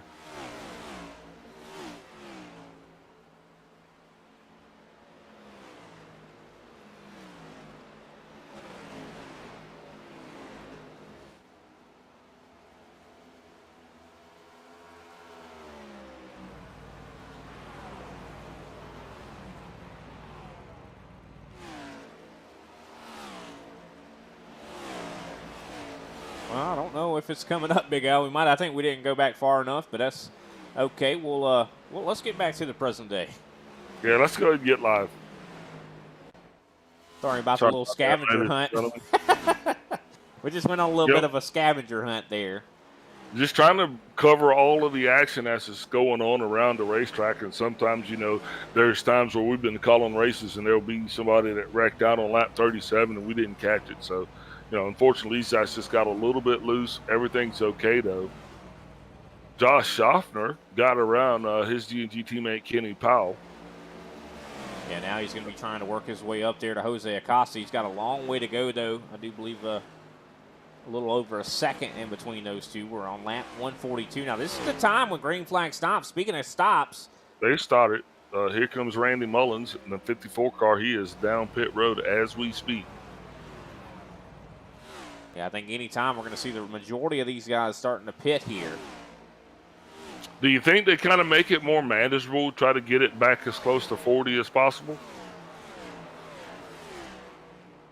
I mean, because you've got that setup. You know exactly what that looks like even.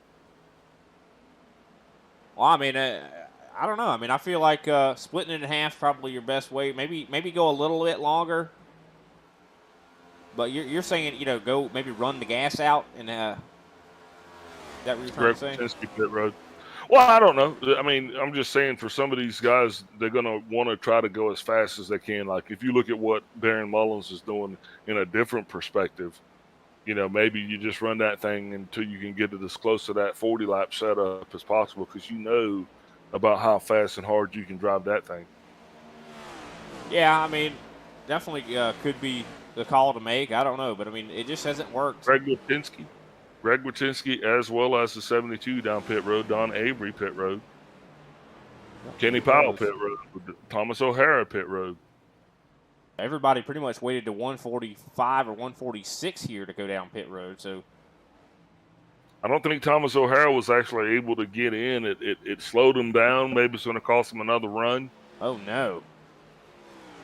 That definitely is going to cost a lot of time on the racetrack.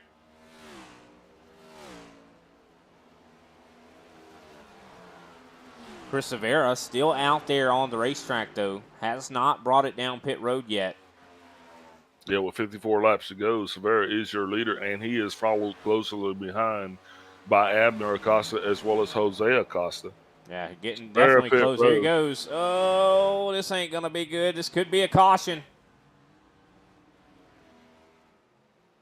That is going to cost a lot right there for Chris Severa. Oh, he missed pit road. Yeah, he did. Oh, man, that's just awesome. He slowed down so late. It was so late he tried to get down there, but we saw it before. You have to almost get ready to pit right on the entry of 3. I mean, you can't be slowing it down in the middle of 3 and 4. You have to do it almost before you even get into 3.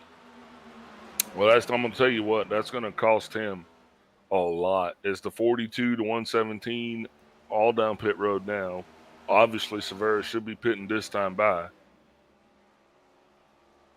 Yeah, obviously he's going to be trying to do that. He probably would have preferred a caution or something to come out right there because he just lost a ton of time. Let's see if Abner Acosta is able to get down quick, good enough.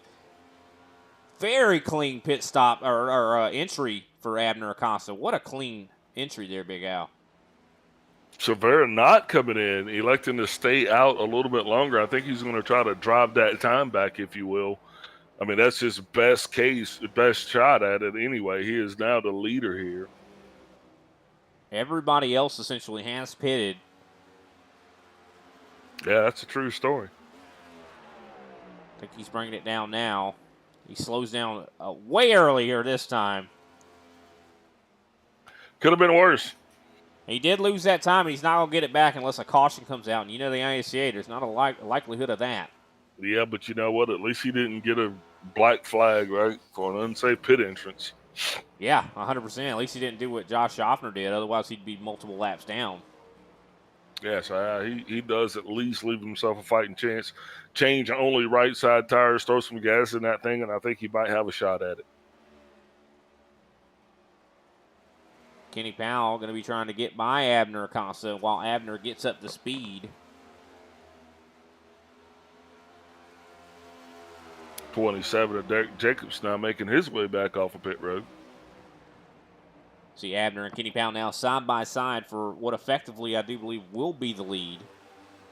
Hey, just like that, guys, 50 laps to go, be 49 at the line. Green flag pit stops complete. Darren Mullins right now is your leader. He was, of course, the one that's on that 2-stop strategy. Yep, he's got the 2-step 2-stop. I mean, it gets him some laps led. I mean, so I guess there's nothing wrong with that. But as soon as he has to go down pit road again, he's going to lose those 2 laps. Derek Jacobs coming back down pit road again. Looks like he actually was the recipient of a black flag. And remember, black flags matter. They definitely do. Don't serve a black flag and just see what happens. Amen to that.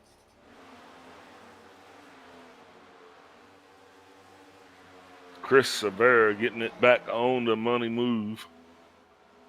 Definitely dug himself a little bit of a trench there to dig himself out of, but you know, he's going to just have to put the hammer down and drive as hard as Acosta did in the first stage. Yeah, he's going to have to drive it a little bit harder. One person I'm looking at once again is Josh Schaffner sitting here in 6th place. He's starting to catch up here to Jose Acosta. Now, he's fairly close to the leader right now, 4.2 seconds. I mean, or 4.6 seconds, I should be saying. I mean, he was able to close that kind of gap on Mark Pageant on Thursday, and he was successfully able to make it through his pit stop. I think that's a big accomplishment from Josh Schaffner. Yeah, absolutely. Don Avery now actually able to pull all the way up now. He is the new leader. Darren Mullins slowly finding himself. I mean, he is falling like an angel. And I don't mean like fall in like we do, but I mean like fall lean. Yeah, he definitely is, as he is falling all the way back to fourth place position. Abner and Kenny Powell have gotten by him. Lap time differences are quite substantial here as Mullins is hitting a 25.6. He's bringing it down once again here. So he's going to be good to go to the end now. Which that's a little bit premature for his last stop. I mean, but you know, he's definitely going to have a longer run than what he had. So hopefully he'll be able to make the most of it and actually get back out there and not end up too many laps down.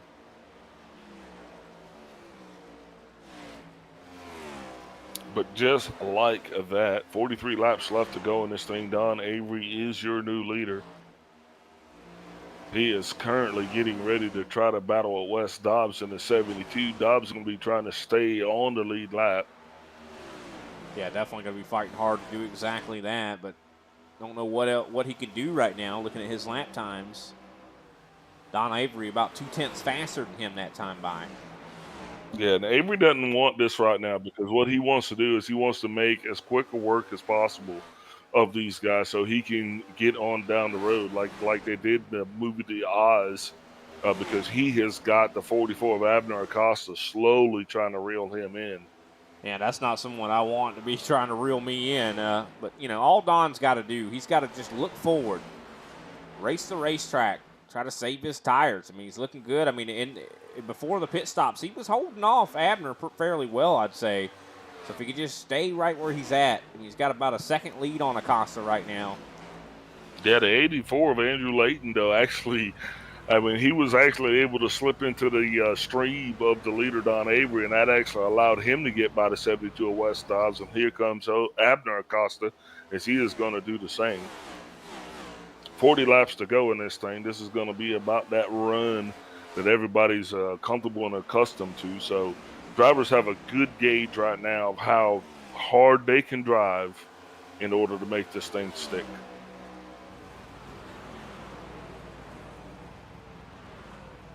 And you see Don Avery gets by the 54 there. I believe that is actually Randy Mullins. Yeah, Mullins still has the fastest lap on the racetrack, I do believe, at a 22.887. But, yeah, he definitely doesn't have that speed now. I'm starting to wonder if maybe he left his qualifying set in. Maybe. That actually could be something to explain it for sure.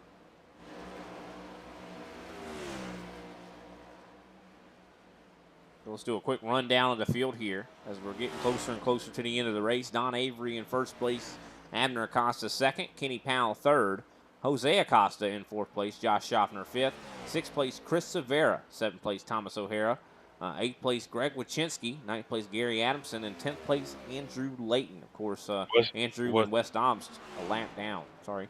Yep, Wes Dobbs is going to be in 11th, a lap down, like you said. Randy Mullins finds himself back in 12th. He is 1 lap down. 13th place is Darren Mullins, who is 2 laps down. Off the racetrack currently is going to be the 27 of Derek Jacobs, as well as the 28 of Kendall LeBron. These 2 drivers are both shown as retired from the contest. Yeah, I hate to see that. Derek Jacobs leaving the car. I think that just comes because of a penalty, right? Probably just a little upsetting here. So you see Jose Acosta putting a lot of pressure on Kenny Powell here. And Jose is going to move up into third. Not sure what was going on with Powell there. That was, looks like his breathing is belabored just a little bit there. Yeah, and you also see Schaffner right in the rearview mirror.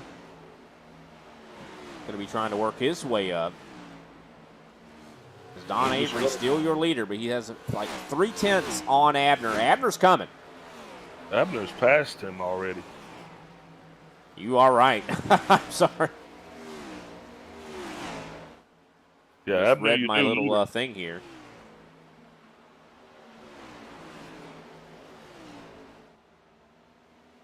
So Abner Acosta, your leader, putting time on Don Avery. We'll have to see. Putting a lot of time on Avery really quick. Oh, yeah. As well. 0.3 faster that time by. Yeah, I mean, he's already got his lead built up to over a half a second. So, yeah, Abner Acosta definitely probably loving that Chris Severa had those issues getting on pit road, because I think Chris seemed like he had the best car here tonight. But I'd say Abner has definitely loving that he kind of got taken off the chessboard a little bit. Now, if a caution comes out, that could change things. I mean, Chris Severa is right now 9.8 seconds back from Abner. So you could see how costly that mistake truly was, Big Al.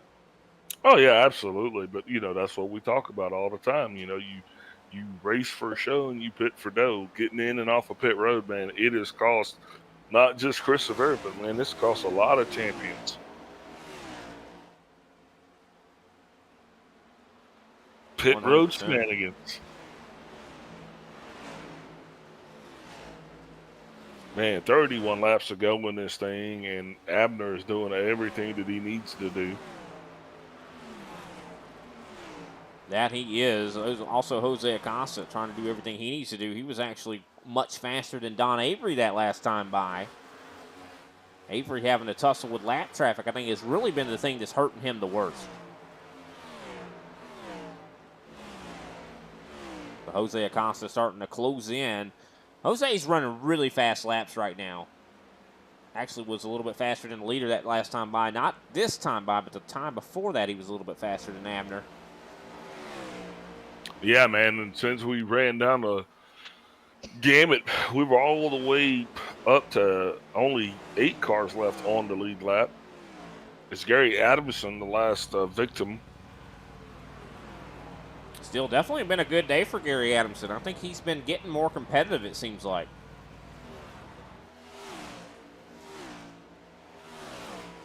You love to see it. I think that's one of my favorite things about broadcasting, Big Al, is watching these guys grow and get better. Man, I understand that, but right now I think we should be worried about the 84 of Andrew Layton, the 5 of Wachinski, as well as the 117 of O'Hara. All of these guys are going to find themselves potentially victims of Abner Acosta before this thing is over. Well, I'm going to say they're already victims, considering they're laps down now. Abner has put almost half the field a lap down this far, and I think he's going to put more down. I mean, he's running down Greg Wachinski. I think Greg Wachinski's the one that ought to be afraid. Yeah, Wachinski definitely got some issues going on there. A far cry from how he ran on Thursday, as we now have 25 laps to go.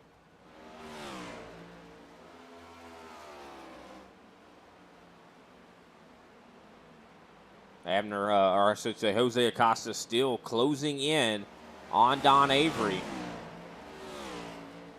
Here he goes, some lap traffic. He's going to try to get around Gary Adamson. You see, right in front of Jose is Don Avery. He's still got to get by, and Andrew Layton, though, also.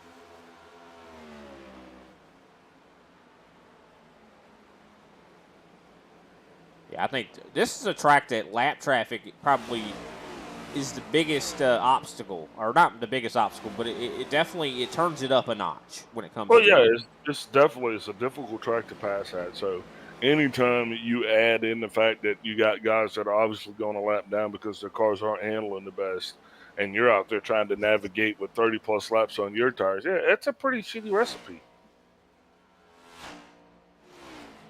Yep, that it is. Abner, though, is the leader. He's got about 2.6 seconds now on Don Avery, as Avery still getting caught by Jose Acosta. Josh Schaffner is running these guys down, too. Schaffner, only person faster than him, I do believe, was Chris Severa and Abner Acosta. Severa trying to make up a lot of time, and he has. I mean, last time we looked at Chris Severa, he was 9.8 seconds back. He has caught Kenny Powell. He's gotten around him, so he's up to 5th, and he's 7.5 back from the leader right now. So yeah, man, we ain't got that kind of time.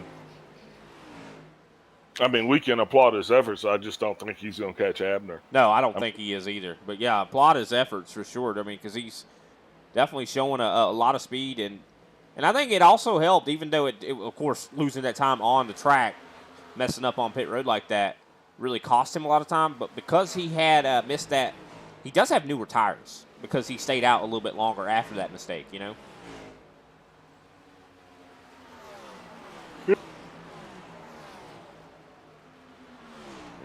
You see Don Avery. He's on almost the oldest tires. Him and Kenny Powell, 35 laps since they last pitted.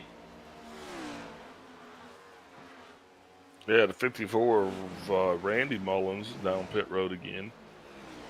I think you might have been onto something when you said he was on a qualifying setup. It could be. I mean, and it's not to talk trash about anybody because it happens to the best of us.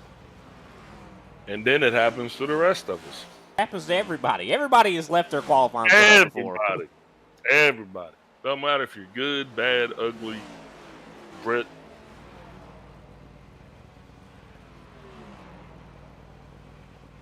I don't know, Brian. He's not coming back down pit road. He might be parking it. Could be. I mean, I don't know. I'm of the mind that when you're 183 laps into a race, I mean, even if you're lapped down, I think it's an accomplishment to finish a race here. Here it comes. Just a little bit of a longer stop than I was expecting, but now he finds himself some 5 laps down.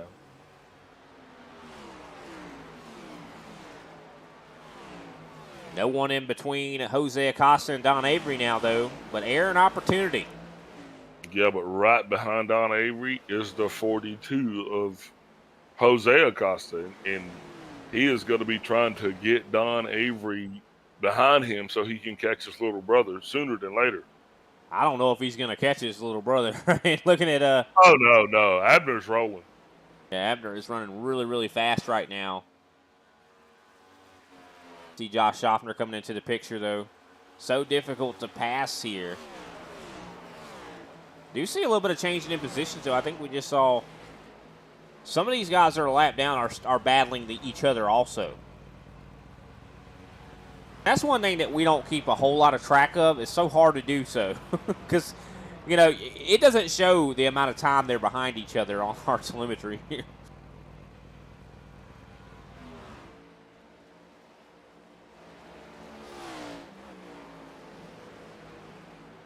$15 laps to go before Abner Acosta can actually hang his spurs up as the winner, and Kenny Powell can actually declare himself the champion. Yeah, Abner, though, he has an unheard of win ratio, I'd say, in the ISCA. I mean, I'd say he's won well over 50% of the races he's entered in ISCA, wouldn't you? I mean, even though he might miss a couple weeks or something like that, when he comes back, he wins. Yeah, he's as good as I am. I mean, that's the truth. I mean, I might not be good at racing, but I'm just great at life, and that's just how Abner is with racing. I mean, he just comes out here and just looks so natural as he's just, dominating. And you know what, though? It's just a testament to his craft. He has put the time in to be that proficient, and that it takes a lot of time to be good at this stuff. Yeah, it definitely does. I mean, and a lot of people see only what we see here in the race. You see what he's doing right now. But you don't see the hours he spends before the race. The hours and laps and laps and laps that these guys turn to get good at these tracks. And then you know what you get as a reward? Now, next week you get a whole new track. Yeah. A brand new setup. And you chase your tail all over again. And if you're lucky, yeah, by the time Thursday comes along, you might be good enough to even, win a couple. You see, look at that. I mean, Abner started in 10th place. I think he might be the biggest mover tonight. Oh, yeah, absolutely. He is going to be the biggest mover in the field with 15. Absolutely. And then older brother Jose started in 11th, and now he finds himself all the way up in the P3. So these guys definitely having a good time here tonight. And I'm assuming they're probably running both the same setup, and we'll get those shout-outs at the end of this thing with 10 laps to go.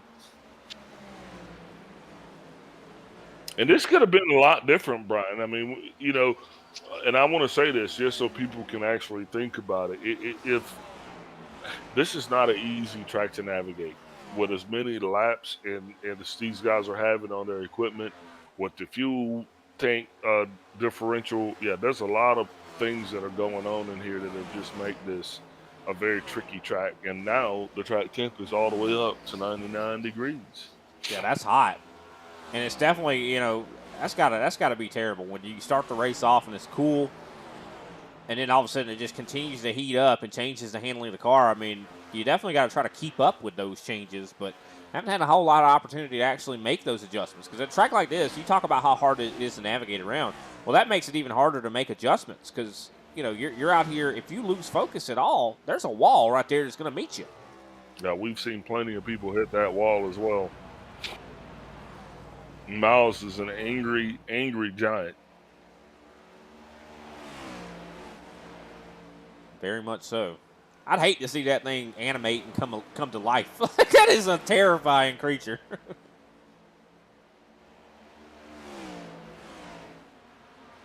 I ain't scared. You ain't scared? You gonna fight Miles? Heck yeah, man. I believe in you. 5 laps to go here, ladies and gentlemen. Abner Acosta, 4.5 seconds right now on Don Avery. What a fantastic showing from this 44. Yeah, and unfortunately, Avery wasn't able to get it done again. I mean, he showed up. He had a rocket ship. Seemed like they had kind of tuned it up a little bit in the right places. But, hey, if you're going to get beat, best to get beat by a champion. And that's what you're dealing with when you're talking about the 44 car. Yeah, I mean, Abner Acosta might not be a champion in the ISCA, but I'm guaranteeing you he drives like a champion. I'll tell you that. He's a champion, yeah. If you're going to get beat by a champ. That's all I got to say. Tell you what, I think and the thing is he missed a couple races. If he didn't miss any races this Cup Series season, he would have probably been the champion himself because he was just in the points lead just a couple races ago. Well, you said it. I didn't. I mean, so now you're just diminishing poor little Kenny Powell's championship. Contact with the wall there from Don Avery. 3 laps to go here. Appreciate everybody out there tuning in. If you like what you see here with the ISCA, reach out to Kenny Powell on iRacing or look up the iRacing or ISCA Racing on Facebook, YouTube. You can message us and we'll definitely get with you and hopefully get you in here. We definitely want to get some great drivers. Don Avery loose. Going across the line with 2 to go. This is going to be a change in position here. Can Jose Acosta take advantage? Might be some contact. Yeah, he's going to try to move him out of the way. But Avery's going to fight right back and close the door. Jose's going to have to go high. 2 laps to go, and we are battling for second place. Don Avery got a little bit loose, but he is bound and determined to talk to Big Al. Jose going to do what he's got to do. These two are now battling. 1 lap to go here before it's over. Looks like Jose is going to make the pass.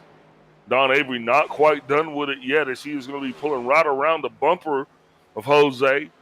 Got to watch that back door. Schaffner is going to be making his way up, but here comes Don Avery. Abner Acosta is going to cross the line as your victor. Looks like big brother Jose, I'm going to keep jacking that up, is going to come across in P2, and Don Avery going to come across in P3.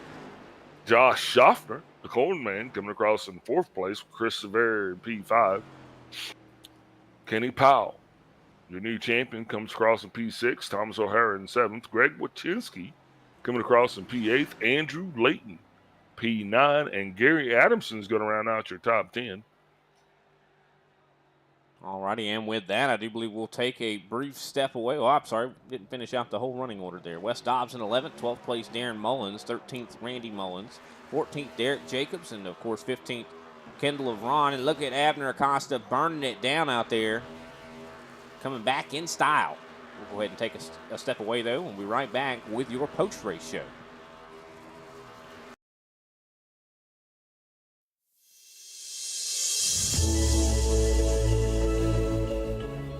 Hey everybody, my name is Warren Maddox. I am the president of Ultimate Experience Outdoors. Our mission, we are dedicated to taking veterans, first responders, youth, and Gold Star family members on outdoor excursions across the country.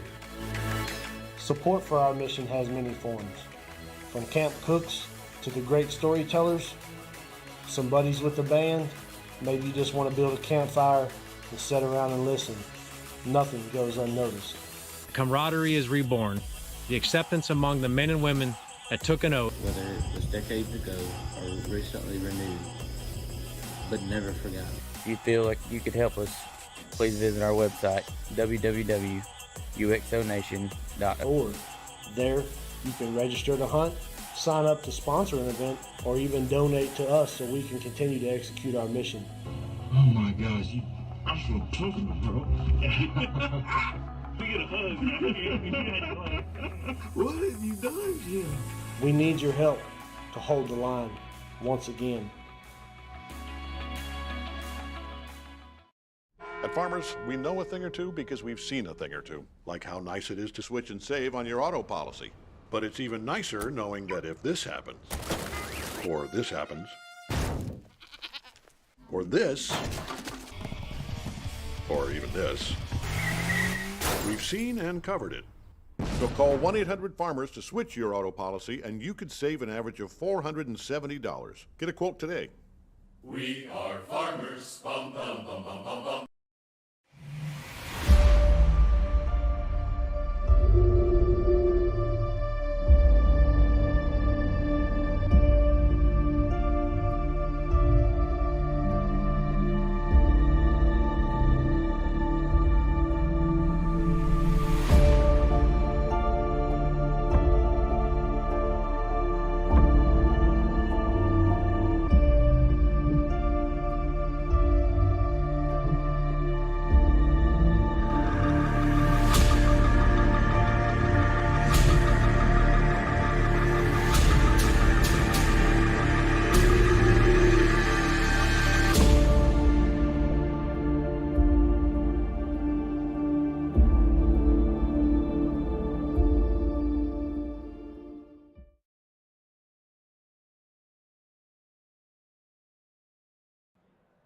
And we are back, ladies and gentlemen, and we're going to be joined in the booth by our third place finisher, Don Avery.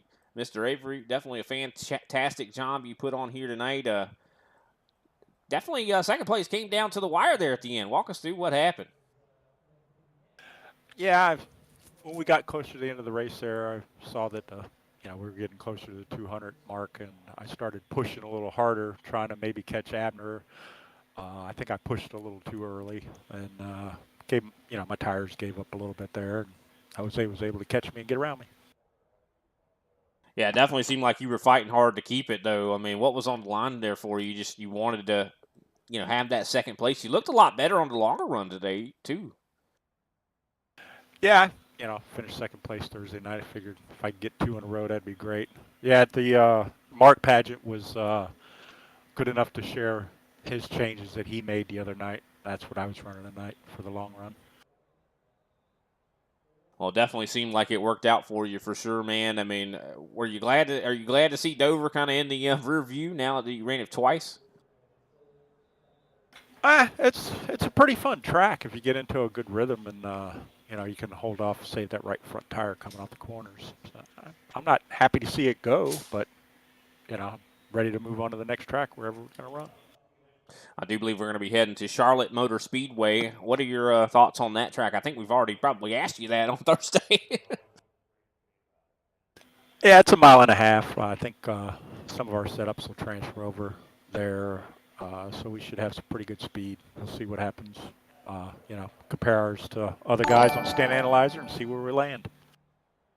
All righty, well, definitely want to give a quick shout out to whoever just followed us. I do believe it's RUFL Chrysler DNY. So thanks for the follow. Sorry about that, Don, but I wanted to shout those people out. Speaking of you, who are you going to shout out after your third place finish? As always, I'm going to shout out to my wife, Sherry. Also, guys at Triad. Everybody puts in a lot of work on the setups and just a lot of practice going on, a lot of information flowing. Also to Sousa Media. They sponsor us, and Stand Analyzer. Jeffrey Sousa was on the box helping me and Thomas tonight. And big shout out to Kenny for winning the championship. All right, Don, we definitely appreciate your time, man. Look forward to seeing what the future holds for you on Thursday and Saturday. We'll talk to you later. Yes, sir. Thanks for you guys doing a great job, too. All righty, that was Don Avery, our third place finisher here. Next up is big brother Jose Acosta, second place. How you feeling, Jose? We're going to let Big Al handle this one. Jose Acosta, Big Al up in the booth. You got me? I do. Hey, Jose, you started this thing off in 11th place, rolled all the way up. You got it done, man. How does it feel putting it on the podium tonight? I don't know if I got it done in that second place though. Well, well, coming in second place to your brothers, actually, that's a pretty good accomplishment, right? Yeah, I guess. I don't know, man. I also guess he inspired me to race a little bit better, I guess. Huh? There you go. Brings out the best in you. But you know what, though? You're no slouch. When you started in this series here, bud, I mean, I think you were 2 for your first 3. So, or 2 for your first 4. He was 2 for 3. But still, I mean, you're definitely, your name is one that's always associated with being one of the best drivers in the ISCA, and that's a pretty big task in itself. So, congratulations to a second place finish. Overall, you didn't quite be able to clinch that championship, but you did good overall for this season. Going to be taking a lot of momentum with you in the next season. You got to be feeling pretty good about that, right? Oh yeah, definitely, man. Feel good about it. I guess be thinking about what to do next year, and kind of like training a little bit more. To be honest, I practiced today at the practice session right here in the race. I didn't even race not even once. So I don't know. Maybe if I practice too much, I do bad in the track, and maybe if I don't practice too much, I do good in the track. I don't know. I don't know what it is, man. But Well, definitely, I think we're probably going to have to find a happy medium between that, right? Just the amount of right practice, just the right amount of practice. Yeah, I guess, man. So really looking forward next year. See, what can I bring to the league over here, and to see if I got new teammates, and see what can we do. Definitely. Well, definitely. Speaking of next year, it starts next week. Next Saturday night, we'll be at the Charlotte Motor Speedway, and that is going to be the inaugural race for the next season. So, with that, I mean, what are you planning on doing different? Are you going to put in maybe a couple laps? What can we expect to see from the Pandareta Racing team here? Pandareta Racing team here in the near future. Yes, Pandereta Racing Team.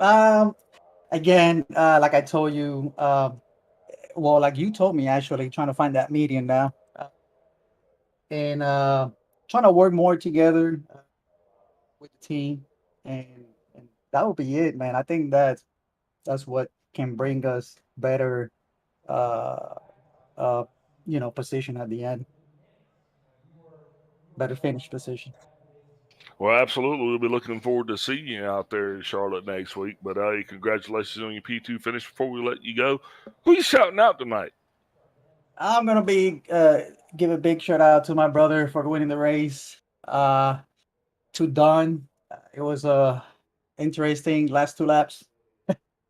Um, I'm gonna give a big shout out to ISI Elite Training sponsor, and also John Deere, uh, and my Facebook page, which is Team Puerto Rico Gaming, and to you guys for doing a great broadcast, and Kenny to win the championship, and for the league as well, to have a good league that I really enjoy. Well, hey, we enjoy you too, bud, and not always the we've had a lot of colorful moments, to say the least. It hasn't always been in your favor, but I tell you what, it's always been an honor for us to cover you, man, and looking forward to doing a lot more in the future. Congratulations again. We'll see you next week. Thanks. All righty, that was Jose Acosta, our second place finisher. Next up is the man himself, the 44. Every time he shows up, it seems like he's wanting to try to win a race. And Abner definitely got it done here tonight. You finished with over 6 seconds on your brother. How you feeling, Abner? Hey guys, good evening. Feeling good. Didn't have much practice this week, or I've been very busy the last couple of weeks, which is why I haven't been here. But just didn't qualify. Didn't want to ruins anybody's race or anything. Kind of feel out the car. And feel good. Just use the first 2 stints for kind of saving tires, see what lines people were getting, and then got kind of, I guess, lucky there at the end with Chris making a mistake. Yeah, definitely. Chris did make a mistake. I do believe trying to come to pit road there cost him a lot of time. How tricky was pit road? It seemed like yours was almost flawless, but I know a lot of guys had problems with it. You said you didn't practice. Did you not practice that? I mean, that's one of the big parts of Dover. Yeah, my my brother was actually telling me when I joined the session that he was missing uh the pit entry every single time, and I tried it once and I got in pretty hot, but I made it. And then once I saw Chris kind of miss his stall or miss his stop, then I just made sure I went, even if it was slow. As long as I didn't miss it, I was good. So, I only did 2 entries, and they both went in. And again, let's not Chris make that mistake. So I just made sure I went. I'm pretty sure it was a slow entry, but I just made sure I was safe on it. Yeah, I think Dover, you better be safe than sorry, that's for sure. Otherwise, Miles will claim your race for sure. But great job to you, man. I mean, how were the tires wearing for you? It seemed like you were doing a very good job of maintaining those tires. Yeah, and in the first stint, I think I didn't do good. I felt like I caught the leaders and I kind of got to it, but I think I was in my right front like 70% or something like that.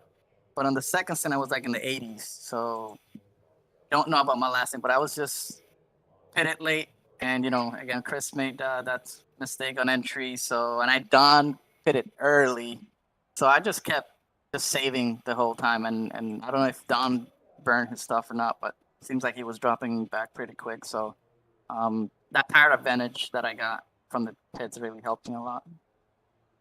Definitely seemed like it for sure, man. Well, great job. Congratulations on getting the victory here.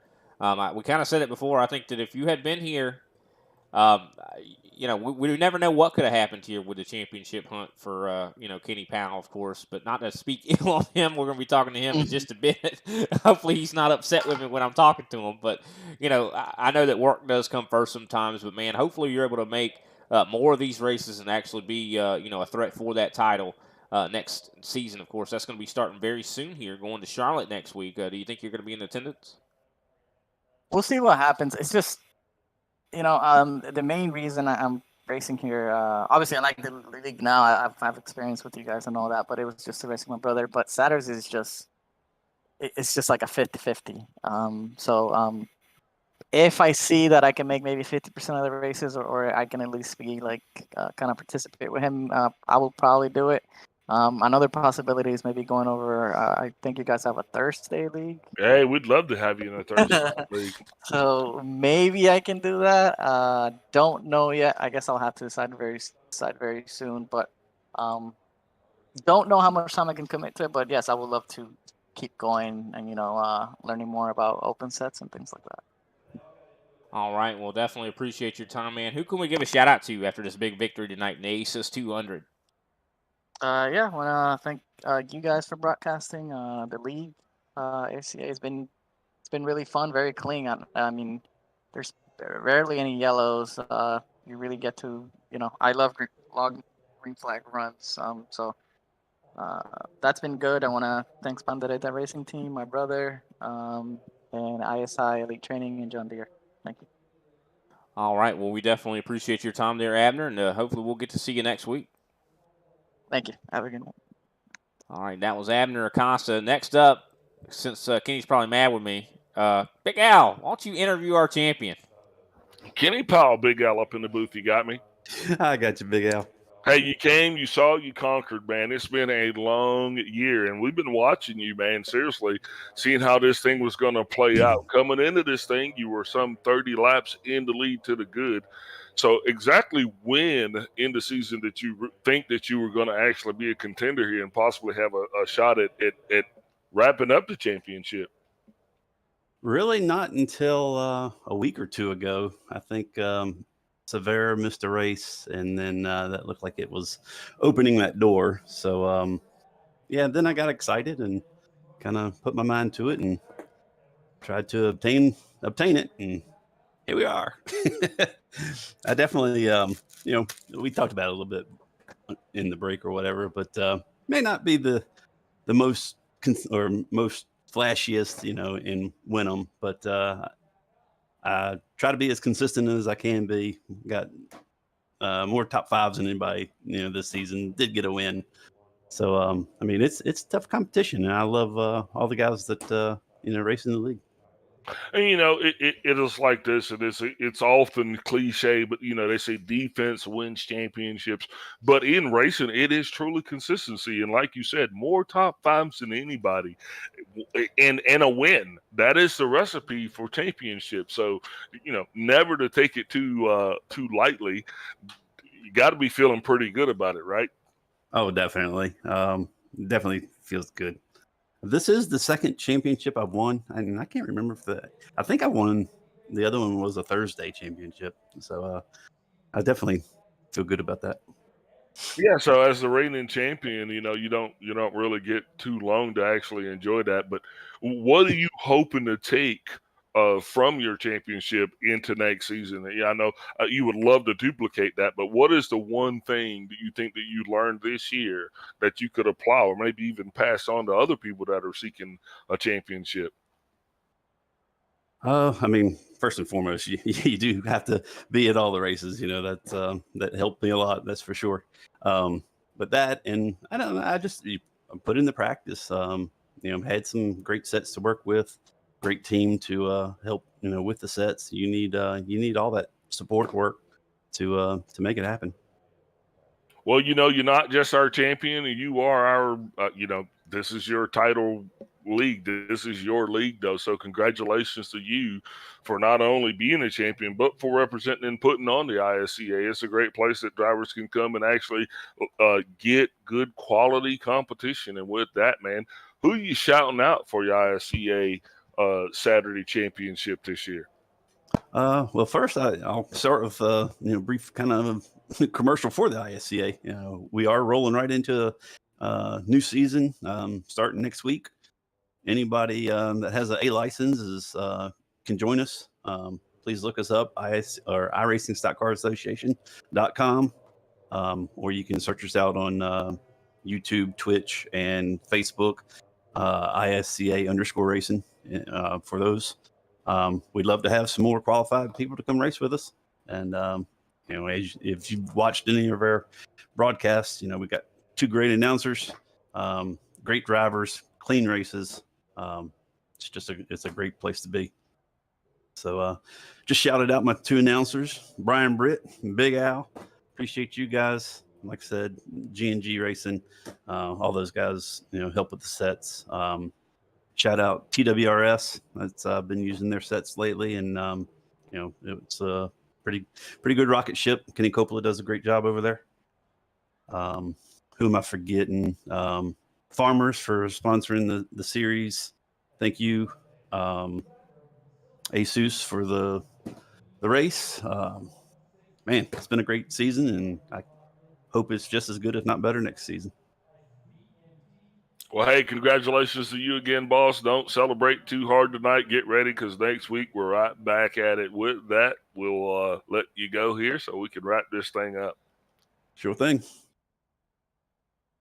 All righty, that was Kenny Powell, your champion here for the Saturday Cup Series. Definitely want to give a shout out to Farmers Insurance for covering, of course, the series here.